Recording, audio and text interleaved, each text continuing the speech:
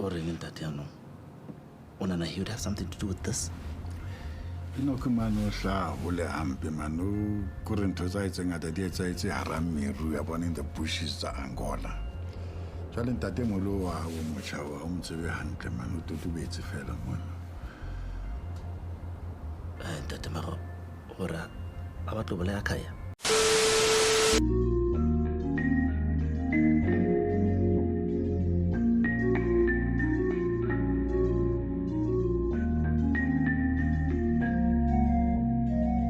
Hello everyone, welcome back to ASR, African Stories Realized. This is our weekly review of Empini Season 1. Don't forget to like and subscribe. Let's get into it. Episode 13 picks up after Khaya was shot at his daughter's wedding. He was quickly rushed to the hospital where his worried family waited for updates on his condition.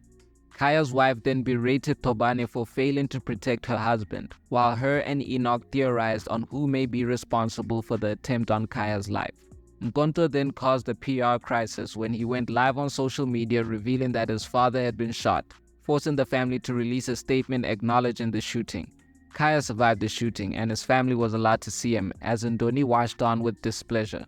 Uhuru, who had been by his wife's side at the hospital, met up with his father and updated him on Khaya's condition. General Mweti shared his suspicion that Enoch may have been responsible for the attempt on Khaya's life. Meanwhile, the two incompetent MPS agents who Thobane assigned to the wedding panicked as they tried to identify the shooter from the wedding and concluded that the woman they brought to the event may have been involved in the attempt.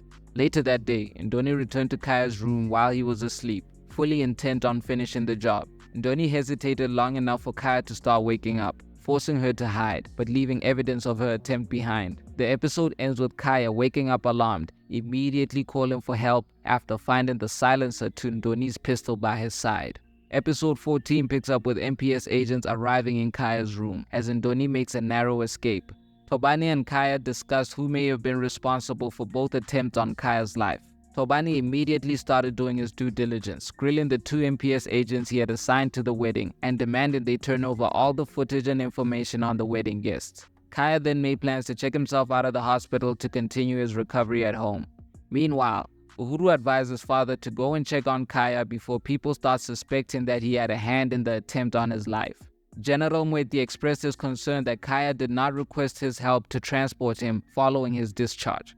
Ndoni also expressed her concern to Thobane upon discovering that she had been left out of the team transferring Khaya. It would seem that General Mweti and Ndoni's concern was justified because the episode ends with Khaya's ambulance exploding and going up in flames. This week ended with another twist. First of all, I don't think Khaya's dead.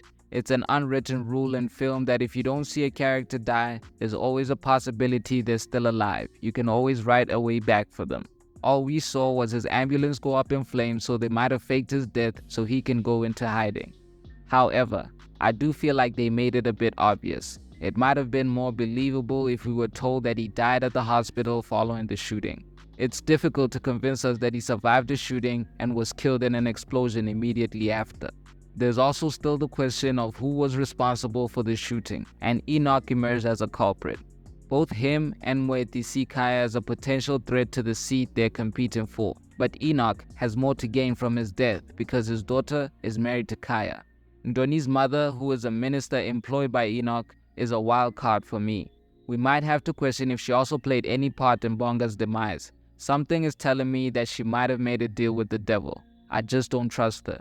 Nkonto continues to be the show's comedic relief, and I really enjoy his scenes. I think he's going to be an important character in the long run, especially now that Khaya's out of the way. Maybe he'll get a bit more screen time. The show is finally in full swing. I'm impressed by the consistency and quality throughout all the episodes so far. Production and acting has been clean and flawless. As much as the show has been a slow burner, I think it's finally coming into its own. We'll be back next week with another review. Don't forget to like and subscribe. This is ASR for the love of African filmmaking and storytelling.